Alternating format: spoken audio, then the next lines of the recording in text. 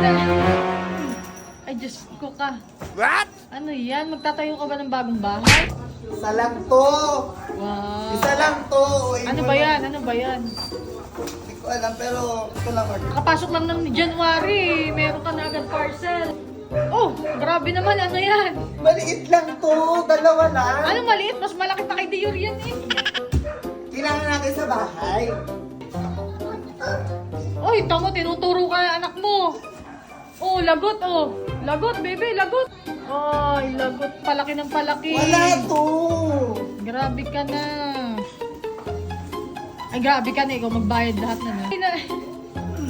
Ay, Diyos ko ka. Ano yan? Magtatayo ka ba ng bagong bahay?